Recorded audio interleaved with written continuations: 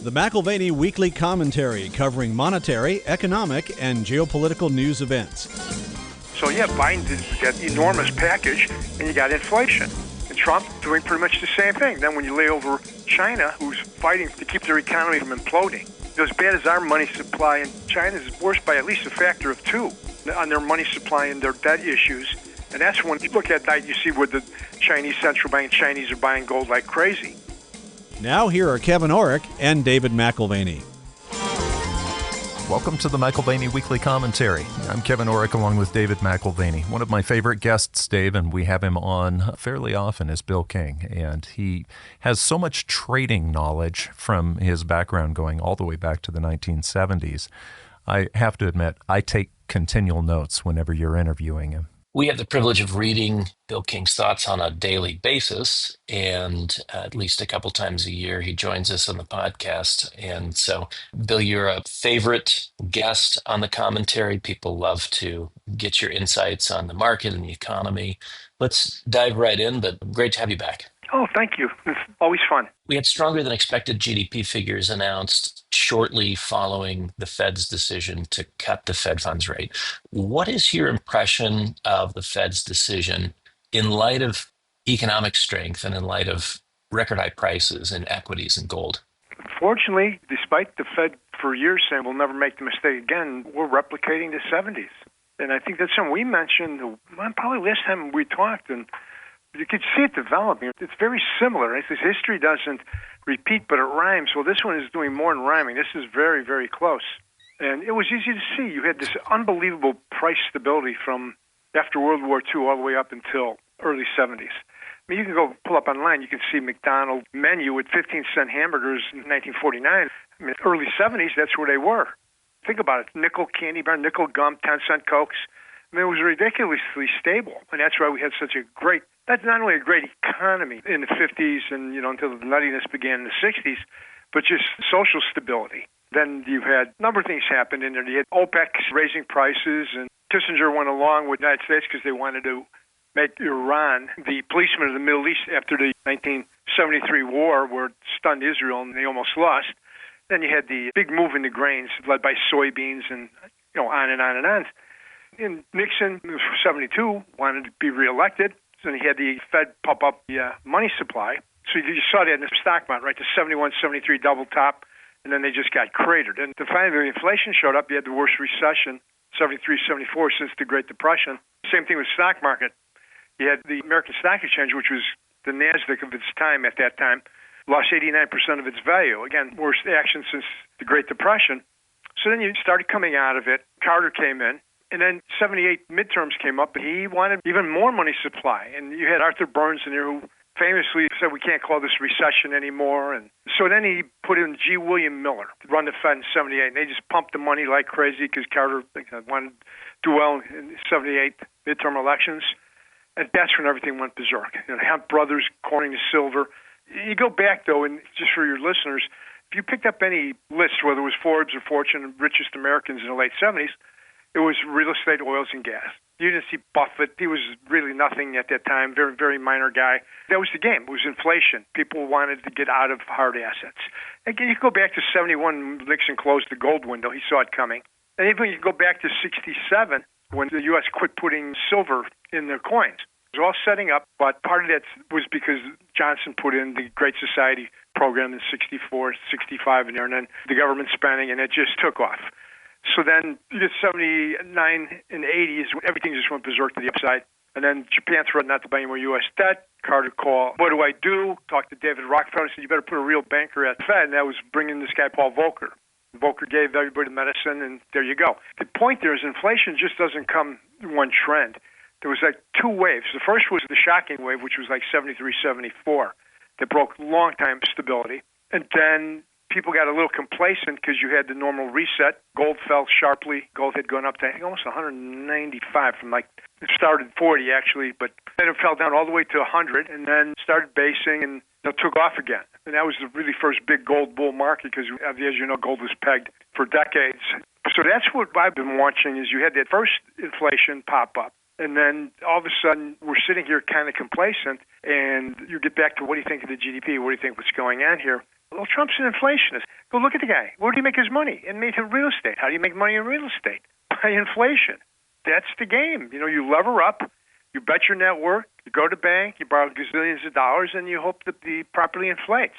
And he said that a long time, I'm the king of debt. And that's why he ran into some trouble here with the budget, because people were just, this is ridiculous. So, yeah, Biden did that enormous package, and you got inflation. And Trump doing pretty much the same thing. Then when you lay over China, who's fighting to keep their economy from imploding, as bad as our money supply in China is worse by at least a factor of 2 on their money supply and their debt issues. And that's when you look at that, you see where the Chinese central bank, Chinese are buying gold like crazy. That's part of this configuration, so what's going on here. And, we don't even have to talk about the global situation, Russia, Ukraine, some of this other stuff going on. There's always global issues, and you could always point to, this is happening or that is happening. And there might be some influence in that. But the big one, if you really want to look at that, is what's going on in Europe.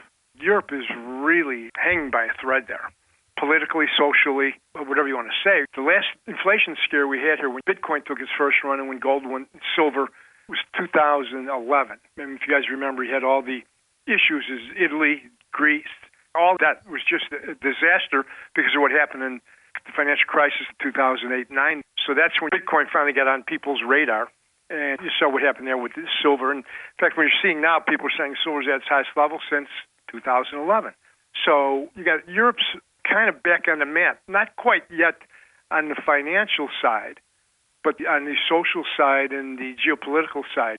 That's the configuration you're looking at. Like you said, stocks all-time high, gold. You had the cryptos going, although they're starting to settle down a little bit. But what's out there to stop this stuff from going higher? That's the question you have to ask yourself. And unless you think the Fed's going to start tightening rates or China's going to stop, this stuff's got more room to run. And the thing people forget is when you see how gold went crazy in late 79 and 80, the Fed had actually shocked the world in October 79 when Volcker came out, said, I'm going to stop reserve growth. And rates are going to go where they're going to go. Well, that was, the October massacre. A couple people that were in silver and gold almost got wiped out here in Chicago on the Board of Trade. But then it took off again. They had like a month whack, took off, and Iran made new highs in January. Then everything started coming apart. The Hunts almost took down the system in March of 80. And that's when Volcker started easing rates, pumped the economy. Then the commodities took off. Oil made its high in November of that year. And then it started coming apart. But that's what it's looking like here is that there's no Volcker at the Fed. Trump just put in his lackeys. They want to cut rates, which makes no sense. And so I think as much as I see, gold up here and going, a quick anecdote, about 3 months ago or 4 months ago, where we have my pension account and get the call from the account rep going, and this is one of the major banks in the U.S., we're getting a compliance department notice here on your account that you're heavily concentrated in gold, which I had, GLD, GDX, like that in there. And it's probably around 25, 30% of the assets. Now it's well over 50, just because of how much gold has gone up. And as you know, the gold stocks have really taken off after that. That's how, when the gold gets going, it goes crazy. In fact, I talked to a guy who's a really smart guy, Fortune 500 CEO, whatever, a good investor, and talking about cheap gold, what do you think? And he kind of said what I'd be saying to you now. Here's it. Yeah, it's up a lot, but boy, at the end, if you remember, 1979, you're at the end, it just went crazy to the upside when you get the real panic. And, it kind of continued when Volcker changed the table. It's going to be tough. It's going to be tough to navigate right now because the difference back then is you didn't have as many small traders and amateurs in there. And there's a little more sense in the markets because the big players, you kind of think along what they want to do and what they have to do. The problem when you have the masses in here, I call them the army ants in here now. Boy, when they move in mass, you don't know. The psychology, things are so much quicker now. They could just pull out their iPhones and start trading. So, I think it's going to be interesting times here. But the other thing is, if you do want to start selling your gold and silver and stuff in here, where do you put your money? That's the thing right now is vexing everybody. Every professional investor is, what do I do? I don't want to be in cash. With the U.S. deficit, what China's doing, I just cannot afford to be in cash. And gold always outperforms stocks at the end. That was the lesson in 79 and 80, and even there in the first time gold took off there in the early 70s. That's because people look around, equities are overvalued, the central bank is trying to stave off a recession, and stocks do okay, but gold does better. And anybody that's been paying attention, gold has done as good as the stock market looks. Gold's been outperforming stocks for a few years now. That's where we're at. It looks like the White House prefers to run the economy hot, and that would seem to imply more inflation on the horizon Yeah, as maybe an implicit policy preference. Would you agree with that? absolutely. They've said it. They're leaking it. A lot of people on Wall Street were very happy that Best got in a Treasury. And you see the press, but it's really people on the street have been saying it. He's the adult in the room there with some wacky people. But if you remember in the beginning, what he told Trump is, shut up talking about the Fed cutting rates. It's the 10-year bond yield that is going to rule the world. That's what mortgages are based on. That's what the economy is really based on. So he shut up for a while, but then he starts running again. And you can see in the bonds are they're not happy with the Fed cutting rates there. And so it's obvious to see why, because when you're running the kind of deficit we are. Now, Trump is saying, when he talks about this, as though we have to get the cost of our debt down. And that's why he's beating up. We're paying too much money on interest. Well, cut the debt, pay it down, whatever. But instead he's yelling at the Fed, you just help us save the economy and the U.S. budget deficit by lowering interest rates. Well, that was the thinking back in the 70s, and it just didn't work. And to go back to the Fed saying, we're not going to make the same mistake. Bernanke and also Powell, we're not going to make the mistake we made in the 70s. Yeah, you are idiots. The mistake in the 70s was when LBJ and even then Nixon expanded LBJ's Great Society. When fiscal spending was going hot so people could get reelected, they tried to control inflation via interest rates. We'll just raise it. The old ISLM curves in Economics 101. If we have, running the economy hot, high fiscal spending, then we'll just raise interest rates. Well, it didn't work. And all he did is made things work. You get a little, you might shock the market for 6 months to a year. And that's why Volcker came in and said, no, you got to stop the reserve growth. And you saw what happened with reserves here. So either they were idiots and they didn't understand the lesson of the 70s, which was you want to stop inflation, you got to cut reserve growth. You can't do it by interest rates. So we're doing that game in here now. And the other thing is, and I don't know if this is part of his strategy or whatever, but if you look what has happened with the Democrats, if you look at the issues in the country, the U.S. is a center-right country. And you're seeing it right now with whatever issue, the major issues, where the U.S. is. And that's why Democrats are doing what they're doing now because they don't have any issues. So, they're playing the game they're playing now, the demonization, all this other stuff. But what the Democrats succeeded in decades was getting people to vote for them because they give them something for free. It's that simple. Here in Chicago, both my parents worked for the city of Chicago, firefighter and a secretary in the Chicago Public School. That's how you get the vote out. You either do business with the city, you work for the city, or you're getting an entitlement from the city, or somebody in your family is doing it. That's what the original Mayor Daley came up with. You made the Democratic machine type thing. So the Democrats got in, and once they got in, especially later, Obama, whatever, they put in policies that they wanted, and they got them by giving people what they want. And I'm sure that's what Trump has figured out, too, is that I want to reverse these policies. Well, I have to stay in power, and the Republicans, you got to stay in power. And you know how we're going to do that? We're going to do it with the Democrats. We're going to let everybody have their freebies and play their games. We'll bring in Elon Musk. We'll try to give the appearance we're going to cut the budget. Definitely we're going to do this. And that's why Musk left. They made some small cuts here and there, which were Band-Aids. And then Trump comes with this enormous package where you're $1.5 trillion deficit. So I think that's part of the game. I think that's the two issues for Trump is everybody knows the budget deficit in the United States is unsustainable. The interest payments that they're paying on debt is going to eventually implode. But if he wants to put his agenda in, he's got to get reelected, and the Republicans are. So you can't upset the socioeconomic model here with the government being a big chunk of the economy, or everybody gets thrown out. So that's why I think the other side with gold is if these guys can't cut the budget, or don't have the will to do it, or they're playing for political reasons they can't do it, then you're going to have to run this thing hot until it blows up. In a Financial Times article a few weeks ago, the discussion was on inbound foreign capital, and the appetite for U.S. assets is real, but 80% of the inbound capital is now dollar hedged. What does that tell you? Well, it's just the same thing. You're running the budget high. You can't keep creating these kind of deficits. That's what happened in the 70s. After World War II, obviously everybody wanted dollars. I mean, I think there's sometimes we were close to 50% global GDP, and people still have not come to grips with what was going on. You decimated two industrial powers, Japan and Germany. Russia was a backward country. We helped boost their production up for World War II. Europe was devastated, right? You could argue England never recovered from World War I, same with France. And you go through Italy. Well, who was the industrial power out there? That's why we had to do the Marshall Plan, to get Europe off its back. So you had this insatiable demand for dollars. China was peasants. I mean, you could just really look around the globe. You had little whatever down in South America, but it was just ridiculous. And that's why the U.S. standard of living was so high, especially on a global basis. If you were a blue-collar worker, you just had to have a job, and you lived a nice existence in the United States up until really the Great Society. And then the inflation came and everything changed in there. The only other time you had this in the early 90s, and Bill Clinton was able to get away with a lot of stuff because you had the bankruptcy of the communist world, right? The USSR blew up.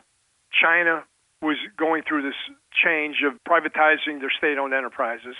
Eastern Europe, Russia, China, there was insatiable demand for dollars. So Greenspan could pump money like crazy. And there's some articles out there about him gleefully saying about this, I want to be chairman of the Fed when there's global deflation because I know what to do. I just pump like crazy. And Japan had burst their bubble, started doing it early 1990 until April of 95. They just kept squeezing out all the excesses of their economy. So again, there was just enormous demand for dollars. And that's why we ended up in the dot-com bubble eventually, because that's what the U.S. does here. They just keep pumping money like crazy. So you get back to your question, why are they hedging their dollars? Well, normally you wouldn't invest because you have to have the currency right. Otherwise, it doesn't matter how well you do in your investing.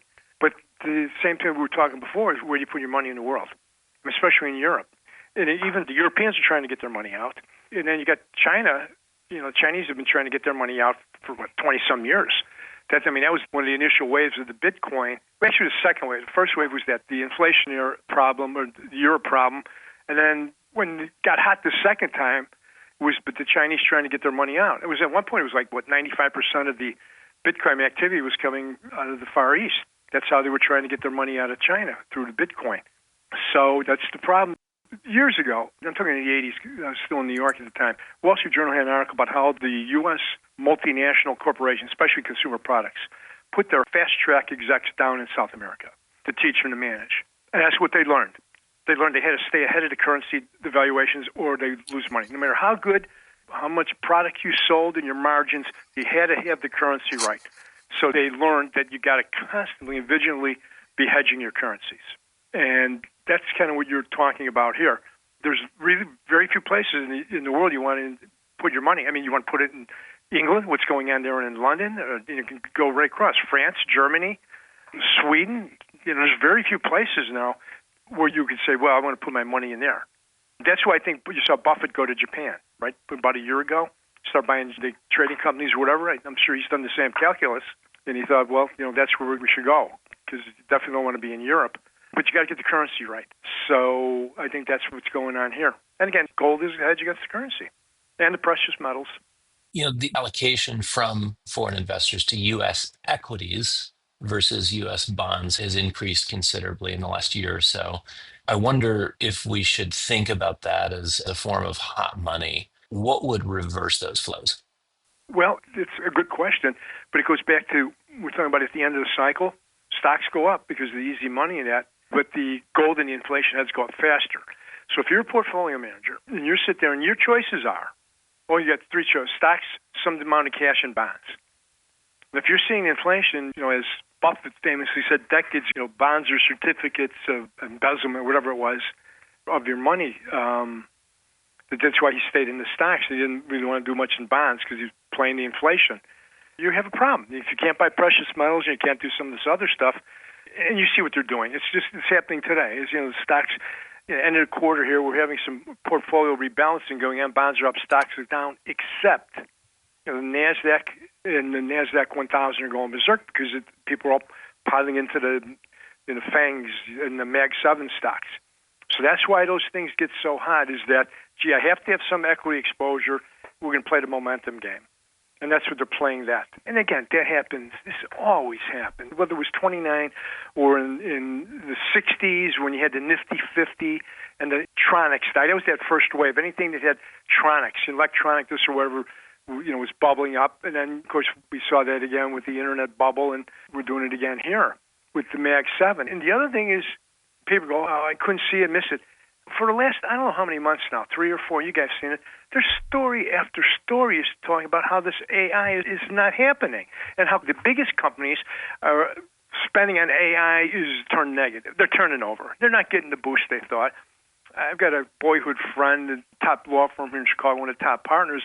For months, he's been sending me the stuff about how the law firms ran to the AI right away because, boy, we save a ton of money. And all these young associates are doing all these briefs, whatever. And they would send the stories where people are going into court in lawsuits, and they present a brief to the judge, and the other side would look, go, hey, this case here doesn't exist. It was creating cases, and things didn't exist. And, of course, you can imagine when you look like an attorney, you come in and present a brief, and you're citing cases that don't exist. I mean, there was incredible errors here. And you can see it now. They always joke, go in there and run AI and ask them what they think about Trump or whatever. The point is the computers cannot think. As much as they want to tell you this, they still can't think. All you can do is regurgitate what you program into it. And people are acting like AI is, well, this is something really new. Come on. Did anybody remember the 1983 movie War Games? That was AI. The computer can think for itself and learn, keep playing simulations, and finally we didn't give it tic-tac-toe simulations, and now it figured out, oh, yeah, okay, that's futile, so we better not fight. I mean, that's, 42 years ago? Well, so back to the Mag 7, we've got portfolio concentrations very high. Talk to us about the precedent of a few names driving index returns and what that suggests about the inning that we're currently in. Well, it's always at the end, as you thin out, because people can't find value. There's a reason Buffett's put this got to be about a third of $1 trillion in T-bills now, right? That's, again, why he went to Japan. He's playing the game of the least bad thing to invest in at the time. And he doesn't want to be in the bonds. He wants to be on the short end, and he's waiting. That's Charlie Munger always said, you make your money waiting. You don't make your money chasing stuff. And he's always avoided the hot plays. He got into Apple, but that was more of a consumer. If you look at Buffett made his money over the years, the one thing Buffett did right is he got out of the game before the big downturn in 73, 74. And people have done this historically. If you look at your stock market returns, and they said, boy, if you could just avoid 73, 74, and some of these real whacks like that, let alone, 2008, 9, and those. If you just avoid these whacks, it's incredible, your returns. And that's why Buffett has this incredible return. He basically walked away and then came back in after the stock market got crushed in 73, 74. And where he came, he had Geico, where he bought Dairy Queen, he buys Coca-Cola, he's bought that jewelry mart. You can see what Buffett bets on. He bets on the American consumer. In 2008, when that crisis, he bought the railroad. That's another safe. Industry is going to be here. Consumers are going to be here. What are consumers going to, products are they going to do? And that's what he kept betting on. And that's why he missed his performances lagged over the last decade or so, as he's missed the big technology boom here. That was his game. It hasn't been working over the last decade or so. But for all those years, that's what he did, bet on the consumer. Munger said something that was very smart. He said, everybody's trained that you buy companies cheaply. And that was the whole model here. Let's do a valuation of a company and buy it cheaply. And that worked for a long time. And I remember when I first started in business here after 74 crashed, that a lot of people first started looking at some computers and how to run and check data in 75, 76, started buying these companies that were really cheap. There were discounts to book value, whatever, very prosaic companies, didn't have big earnings growth, but they bought them and they put them away. And over time, by the time the 80s came out, people were LBOing them more because the assets were so rich. What Munger said, though, is what I finally figured out is what you have to do is buy great companies at good prices, fair prices. He said, great companies at fair prices. And that's what they did. And whether they bought Coke, they bought whatever, and it was a good product and good management, and they just ran with it. But again, that was a different strategy for a different time, worked for many decades, but it's a little bit different world right now. The new bond king, Jeffrey Gundlach, talking about having a significant portion allocated to gold, I thought was interesting. Mike Wilson at Morgan Stanley recently suggested a replacement of the 60-40 portfolio, 60% stocks, 20% bonds, 20% gold. How do you read that kind of adjustment? 50% reduction to fixed income in favor of gold almost begs the question, are we on the cusp of a fresh leg lower in bonds? You said a key thing here. The problem you had here with bond people is that bonds made a low in 1982 when Volcker took T-bill rates up to 22% or thereabout, right in the early 80s. That 21, 22. And it was just blowing people's mind. A long bond, I remember 14.5, 15, 16 maybe in there. People were going out of their minds. But what happened then is when Volcker finally started getting control of inflation, and of course the Saudis were working with Reagan to bankrupt the Soviet Union, dropping oil down. So once people finally started figuring out what was going on there in 82, bonds made a bottom, and they had this enormous run.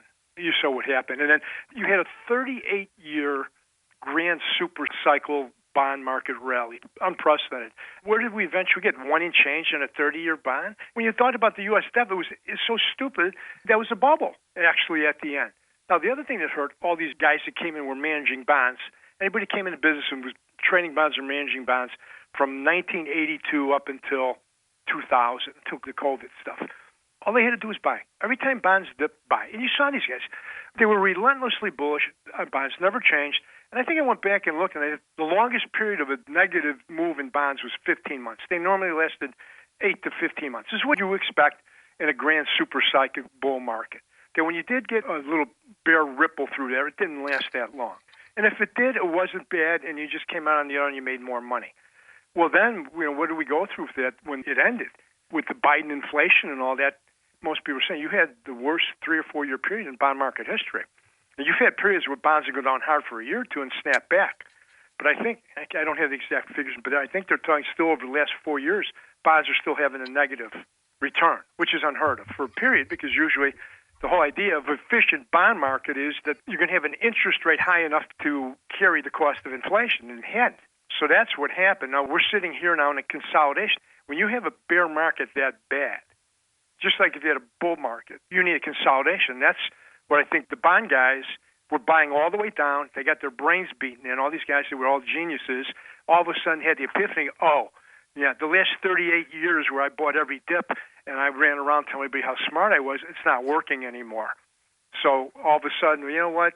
They're getting religion. They got their hands burned on the stove. Now they better put some mitts on if they're going to start handling these hot pans called bonds. So that's what's going on there. Those guys all got burned when it came apart. And now they figured out that this is a different world. And that's exactly right. So that's why they're saying, well, we better get some percentage of gold in here. And that's the central banks are doing the same thing. Central banks, hit a low in gold reserves, back in the early, I'm trying to think now, late 90s. I can't remember exactly. I remember gold was, 233 there, right before the bubble. I think maybe around 97. I don't have it in front of me. I remember when Bank of England was selling gold out, all those guys. You remember all these, we're selling by in Belgium, we're selling our gold out. Yeah, 98, I think, was the low. The high in terms of liquidations of gold from central banks. Yeah, it was just ridiculous. And that was kind of the sign that something was going to happen. But, yeah, it's a new world out here. I was always making that case. And before, as people born after 1960, and they were managing bonds, that they had never seen a real bear market in bonds, not like the 70s, where you just kept losing money and losing money. And as bad as that was, certificates of confiscation, that's what Buffett just called, because it was going on in the 70s. But what happened there in the previous 4 years, about from 2001 through 4 here, that's unprecedented. That's far beyond what happened in the 70s. So, these guys all of a sudden learned that you just can't keep buying bonds and they all back, even if the economy looks weak. I mean, that's what these guys do. The economy looks weak, let's buy the bonds and whatever here. Yeah, it's certainly changed out there, and I think that's what Trump is trying to, I think simplistically, thinks that, we just keep our interest rates low here on debt, and that's good. I mean, he's thinking like he's still a real estate guy. Gee, I got all this debt on my real estate holdings. I need two things to happen. I need inflation so I can sell this to other people, and I need my interest rates, my cost to carry, I need to be lower.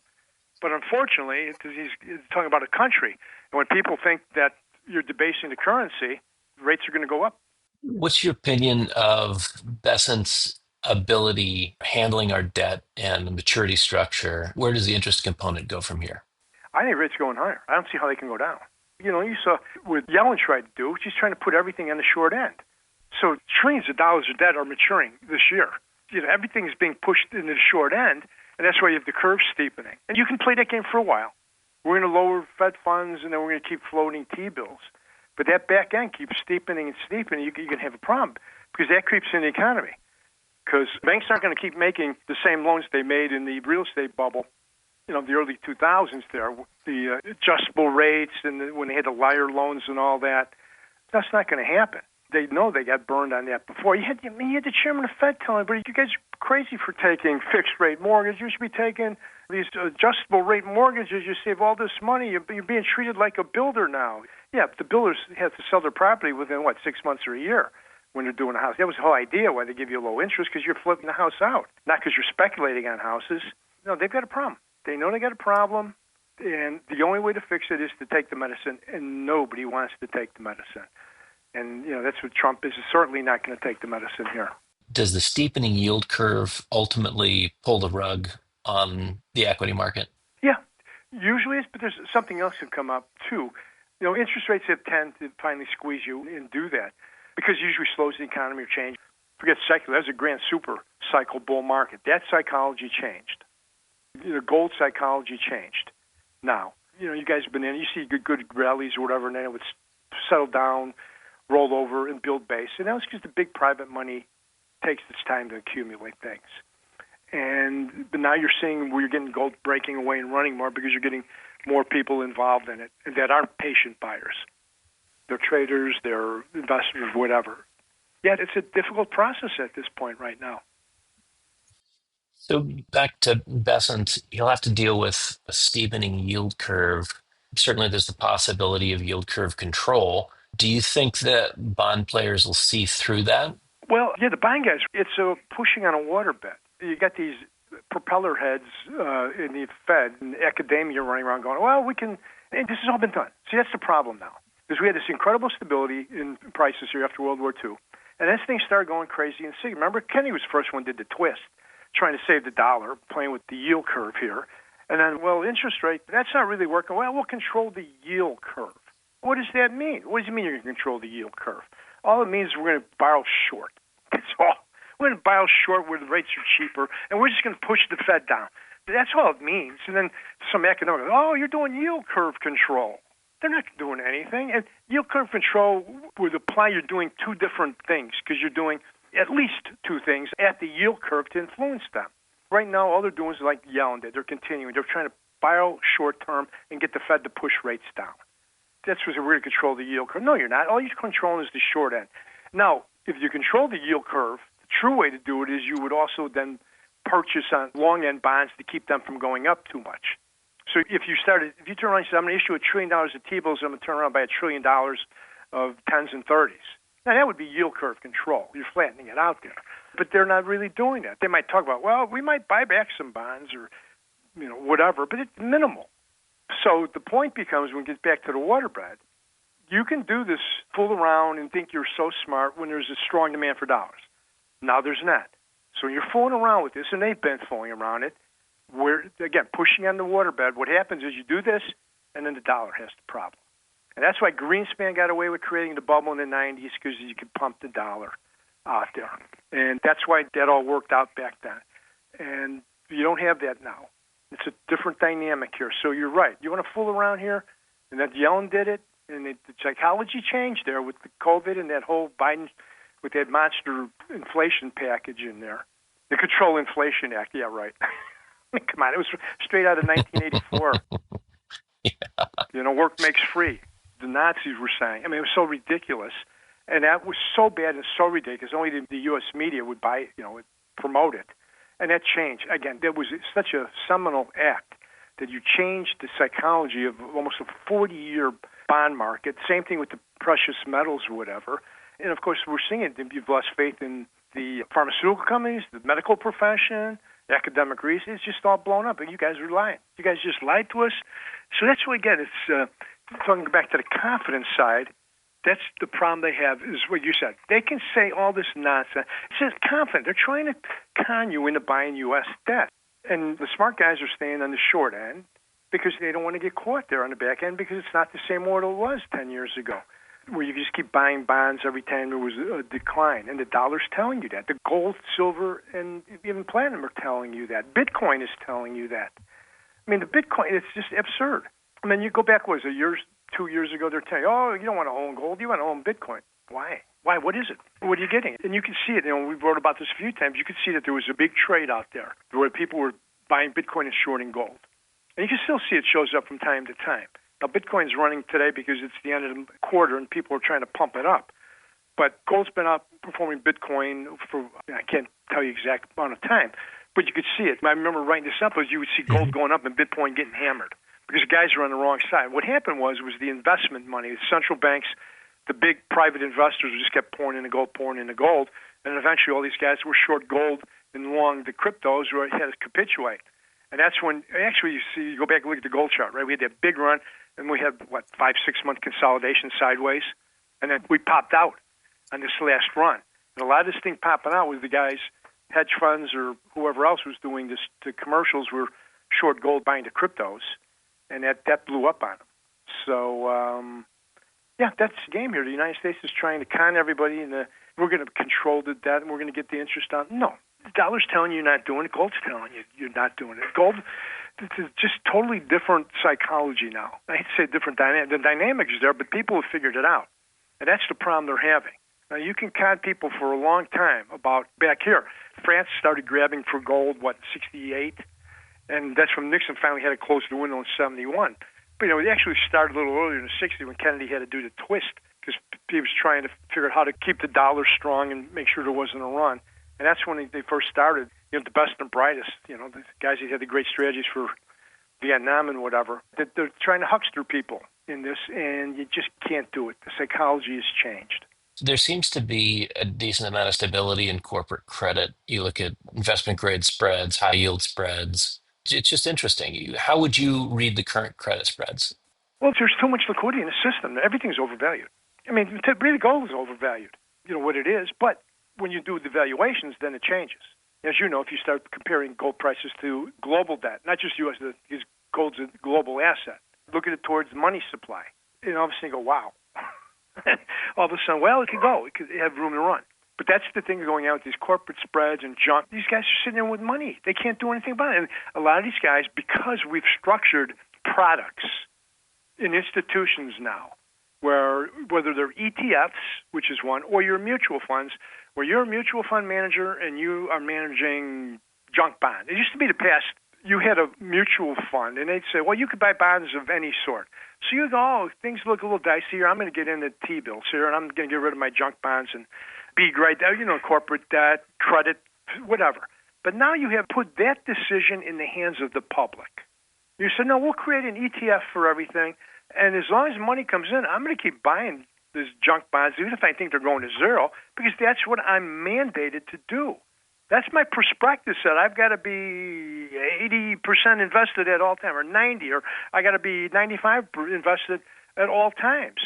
So at the end of the month, that's where you see things go up, whatever, because I get it at the end of the month.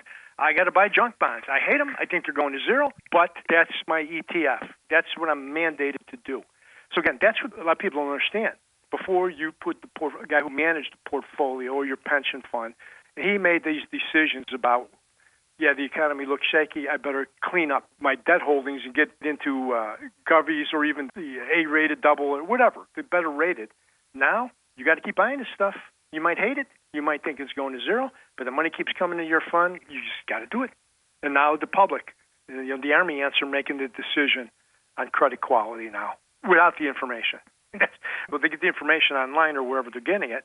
But it's a good point that you brought up. There's another dynamic here in the market that has changed.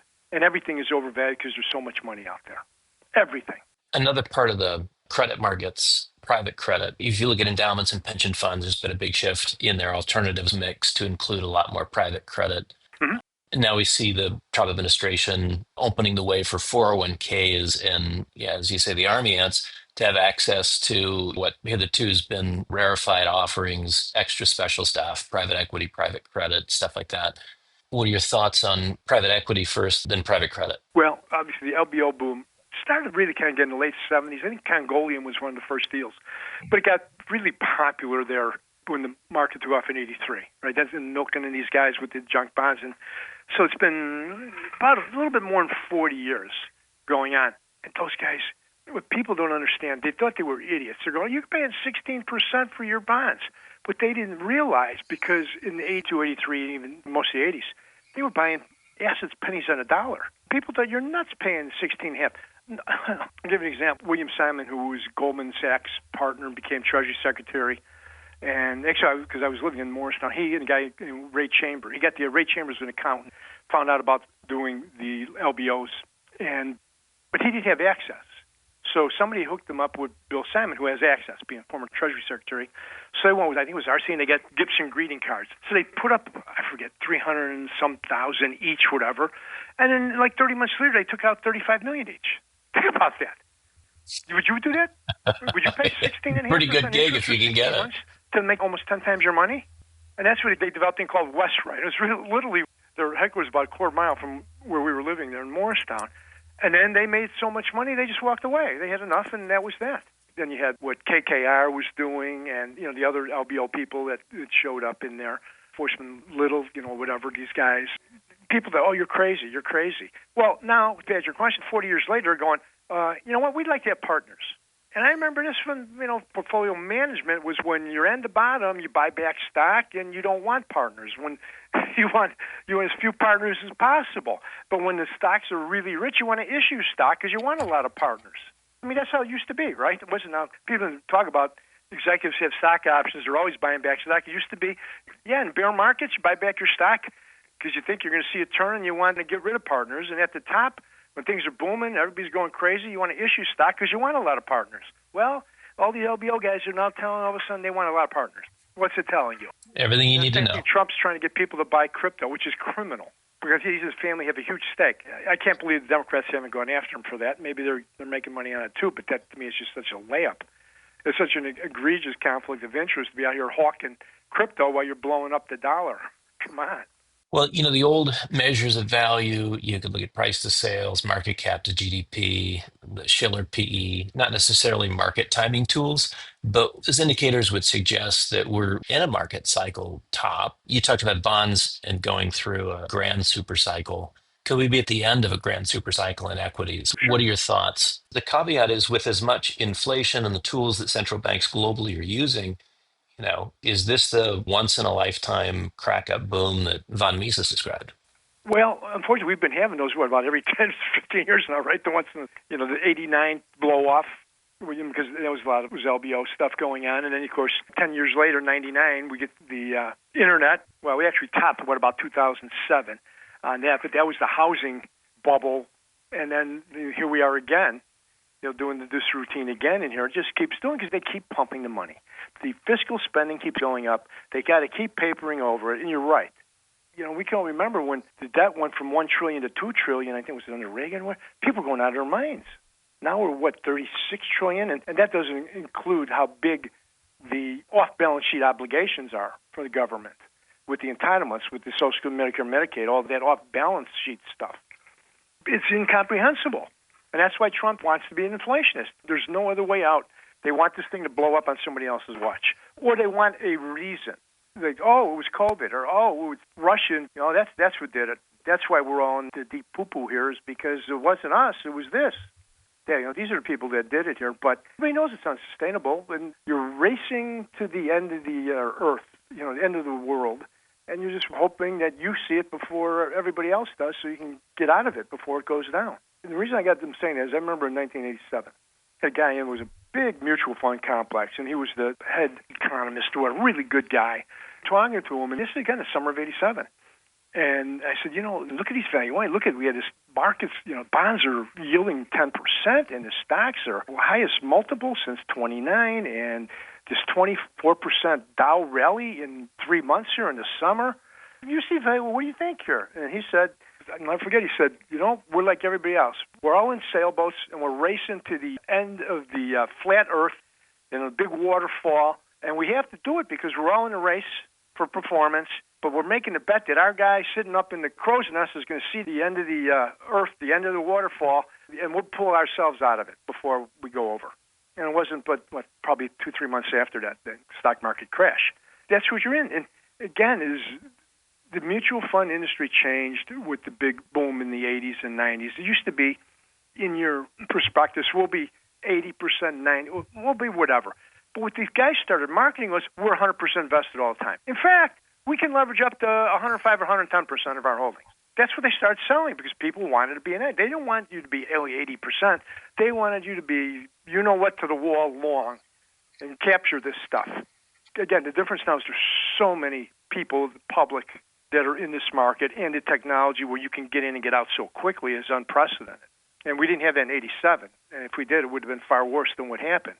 So this is a situation where, depending on what your portfolio and your obligations are, you've really been playing for safety. I think I mentioned last time I was on here. What are you doing? Well, I'm staying short-term treasuries and buying dollar hedges, which is basically precious metals, coins, GLD, GDX, whatever here. And the other thing that's interesting, as you know, the gold stocks are telling you we're getting near the end of something.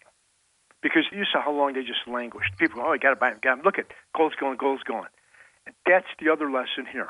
And it's a little bit different in the 70s when the gold stocks took off. They used to lead gold a little bit, Homestake, ASA, Campbell Red Lake. My first job on Wall Street, in South Street in 75 was with a gold bugs. I remember all these different Durban Deep. I mean, there was just a ridiculous amount of South African gold stocks and other stocks were out there. But they tended to lead the gold price because the speculative money always leads the investment money. But then we got in here later day because of the different EPA restrictions, whatever it is, you know, and you just couldn't mine the gold. It took so long to get gold mines up and running. And just all these other problems showed up. So the gold stocks taking off here is telling us that it's a different phase. I'm not saying it's ready to blow off, but as you know, for a long time the gold stocks have been languishing. Now you saw what happened recently, how they've gone berserk. Yeah, relative to gold, they've just kind of stepped up the pace in the Yep. last 3-4 months, but have Yep. underperformed on a 3, 5, 10-year basis Yes, they have. pretty significantly. So outperformed now, but only for a short period of time. Yep. In different phase. Yeah, I mean, I think we lack the imagination for where the gold price can go because we think about a stable currency system in a period of devaluation, as we've seen with India, Japan. The gold price in yen decades ago was 15,000 yen. Now it's over 300,000 yen, pushing towards 400,000 yen. I mean, it's just, are these absurd prices or is it just the story of your currency under pressure? Well, you can imagine where gold would be if you didn't have the cryptos. Because that's all that money is. Oh, well, I'm a safe haven. Really? A safe haven? Your crypto's a safe haven? What is it? What are you going to do with that? And then I can't believe these people thinking that you can't track cryptos. I said this last time I was on here. It's patently unconstitutional to have cryptocurrency. It's crystal clear. You don't need a law degree from Ivy League law school to say the Constitution says Congress has the sole right to coin and mint money. That's it. Not some guys in a garage with a network of computers mining bitcoins. It'd be one thing if you said, well, no, these things are just like baseball cards.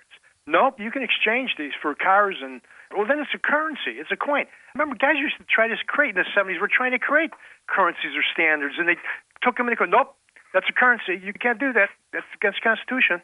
And you guys say, well, why aren't they calling the obvious? Why aren't they saying the obvious, the emperor has no closer? And my belief is because any illicit money has been moving through the crypto markets. And that's what the NSA is watching. They want to see what stuff moves through there. They see if there's terrorist money, weapons money, drug money, whatever. There's no other reason for the government to allow the cryptos here. None under, zero. They used to go through Bank of Commerce, or the BCCI, before that thing blew up.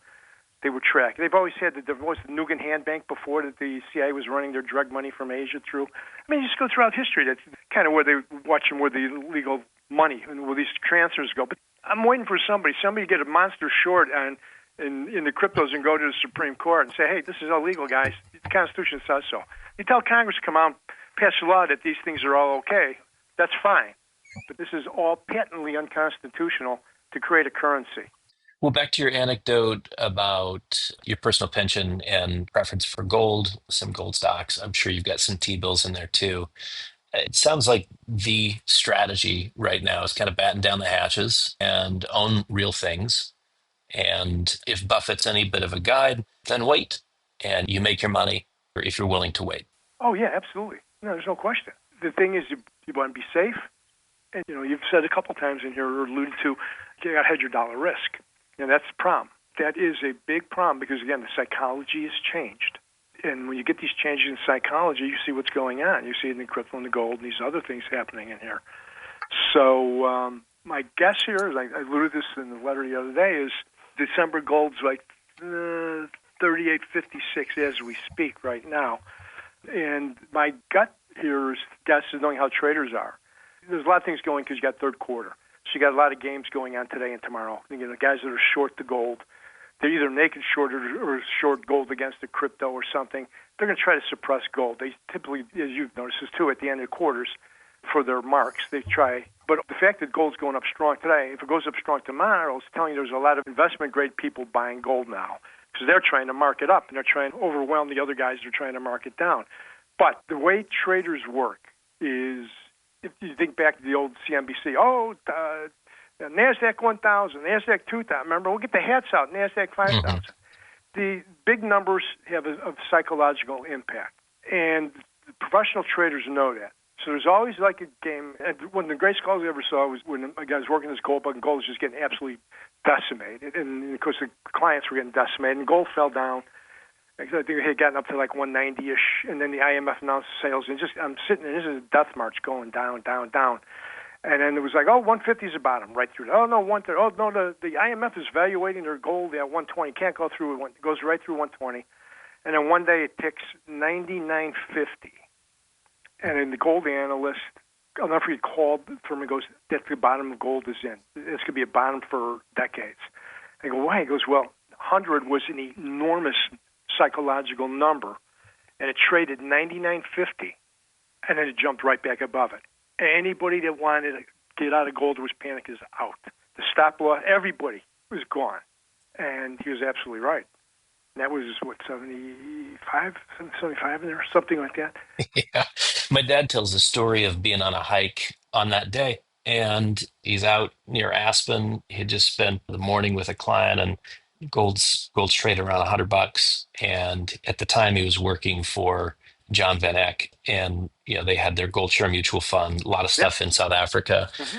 And he came off the mountain, called John, was like, I thought about quitting today. They almost broke the back of one of the greatest gold bugs in the world. This is it. The bottom is in. It was. If you were going to sell, you were done. Yeah, and we used to do some business with John. He'd call. I never talked to him, but the owner of the firm did. But yeah, you remember your dad. Who else? Who's the guy that called the original gold bug? You used to call him. Was that Harry Schultz? I can't remember. Right, Harry. Yeah. The world's most expensive investment advisor, $2,000 an hour. Remember, he used to bill himself. But there was, there was a handful of those guys.